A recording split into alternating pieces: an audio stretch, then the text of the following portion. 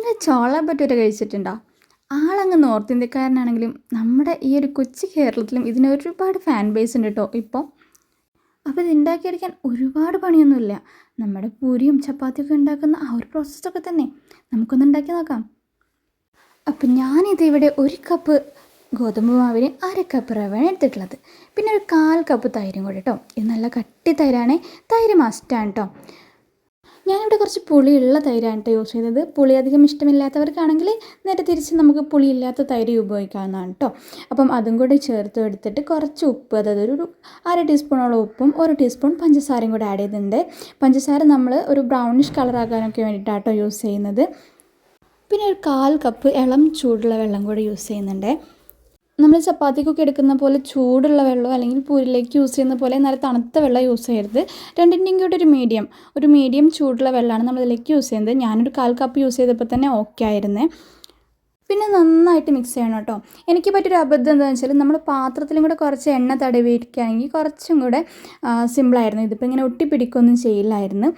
അപ്പോൾ ഞാൻ കുറച്ച് സമയം ഒരു അരമണിക്കൂറെങ്കിലും മിനിമം നമ്മളൊന്ന് റെസ്റ്റ് ചെയ്ത് വെക്കണം. പറ്റുന്നവരാണെങ്കിൽ 1 മണിക്കൂറെങ്കിലും റെസ്റ്റ് ചെയ്യാം കേട്ടോ.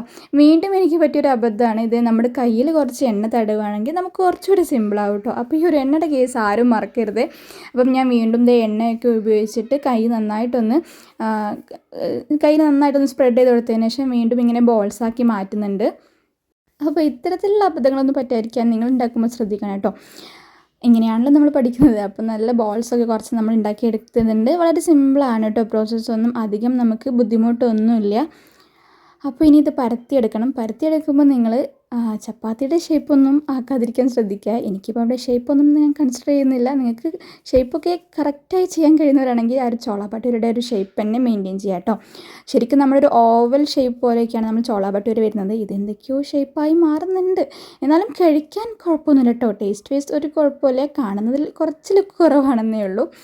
അപ്പം ഞാൻ രണ്ടാമത് ട്രൈ ചെയ്തപ്പോൾ ചെറിയൊരു മാറ്റം ഉണ്ടായി. ചെറുതായിട്ടൊക്കെ ഒരു ഓവൽ ഷേപ്പിലൊക്കെ വന്നിട്ടുണ്ട്. ഇതാണ് നിൻ്റെ ഓവൽ ഷേപ്പ് എന്നാരും ചോദിക്കരുത്. ചെറിയ രീതിയിൽ വന്നിട്ടുണ്ടെന്ന് ഞാൻ പറഞ്ഞിട്ടുള്ളൂ കേട്ടോ. അപ്പോൾ ഇനിവേ നമുക്കിനി ഇതൊന്ന് ചുട്ടെടുക്കാം. അപ്പം എനിക്ക് ചോള ഭട്ടൂരയ്ക്കുള്ള ചന മസാലയ്ക്കുള്ള കടല അവിടെ റെഡി ആയിട്ടുണ്ട്. അപ്പോൾ ഞാനിത് ഫ്രൈ ചെയ്യാൻ പോവാം കേട്ടോ. എണ്ണ നല്ല ഹൈ ഫ്ലെയിമിലിട്ടിട്ട് ഞാൻ ചൂടാക്കുക. എന്നിട്ട് ചൂടായി വരുന്ന സമയത്തൊന്ന് മീഡിയത്തിലിട്ടിട്ട് ആ മീഡിയത്തിൽ തന്നെ കണ്ടിന്യൂ ചെയ്തിട്ട് വേണം നമ്മൾ ചുട്ടെടുക്കാൻ വേണ്ടിയിട്ട് കേട്ടോ. അങ്ങനെയാണെങ്കിൽ നമുക്കിത് പെർഫെക്റ്റ് ആയിട്ട് കിട്ടുക. പിന്നെ നമ്മുടെ കുഴക്കലും നമ്മുടെ റെസ്റ്റ് ചെയ്യാൻ വെക്കലും ഇതിലേക്കുള്ള ഇൻഗ്രീഡിയൻറ്റും ഒക്കെ കറക്റ്റ് ആണെങ്കിൽ എല്ലാം നമുക്കിതുപോലെ പെർഫെക്റ്റ് ആയിട്ട് കിട്ടും കേട്ടോ.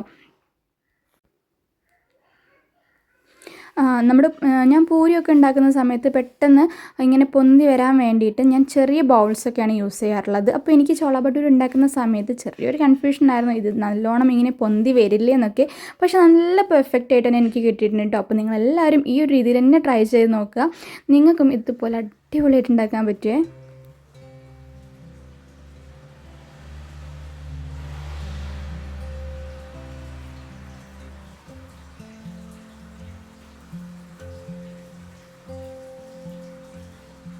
അപ്പോൾ ഞാൻ പറഞ്ഞ പോലെ തന്നെ ചന മസാലയാണ് കേട്ടോ നമ്മൾ കോമ്പിനേഷനായിട്ട് എടുത്തിട്ടുള്ളത്.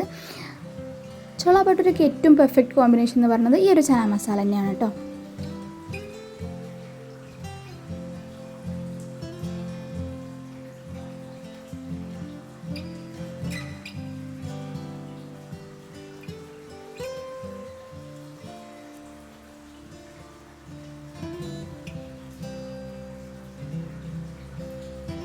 അപ്പോൾ ഇത് ജയ്യൂനും നന്നായിട്ട് ഇഷ്ടപ്പെട്ടിട്ടുണ്ട്. ആളെ സജഷനിലാണ് നമ്മളിന്ന് ചോള ഭട്ടൂര ഉണ്ടാക്കിയിട്ടുള്ളത്. ആൾ EVSൻ്റെ ബുക്സിൽ ചോള ഭട്ടൂര കണ്ടപ്പം അതെന്താണെന്ന് അറിയാനുള്ള ഒരു ക്യൂരിയോസിറ്റിയിലാണ് ഞങ്ങൾ ഈ ചോള ഭട്ടൂര ഉണ്ടാക്കിയത് കേട്ടോ. അപ്പോൾ ആളിൻ്റെ ടേസ്റ്റ് നോക്കിയിട്ട് അടിപൊളിയാണെന്ന് പറഞ്ഞു. ആൾക്ക് പൊതുവേ പൂരിയും ചപ്പാത്തിയൊക്കെ ഇഷ്ടമായതുകൊണ്ട് തന്നെ ഇതും നന്നായിട്ട് ഇഷ്ടപ്പെട്ടിട്ടുണ്ടായിരുന്നേ. അപ്പം ഓവറോൾ ഞങ്ങൾക്ക് എല്ലാവർക്കും നന്നായിട്ട് ഇഷ്ടപ്പെട്ടു. അപ്പോൾ നിങ്ങളെല്ലാവരും തീർച്ചയായും ട്രൈ ചെയ്ത് നോക്കുമല്ലോ അല്ലേ. അപ്പോൾ വീഡിയോ ഇഷ്ടമായി തീർച്ചയായിട്ടും നിങ്ങളുടെ കമൻറ്റുകളൊക്കെ അറിയിക്കണേ. കൂടാതെ ലൈക്കും കൂടെ ചെയ്തേക്കണേ. അപ്പോൾ വീണ്ടും മറ്റൊരു കിടിലൻ വീഡിയോ ആയിട്ട് വരാം. Okay, by.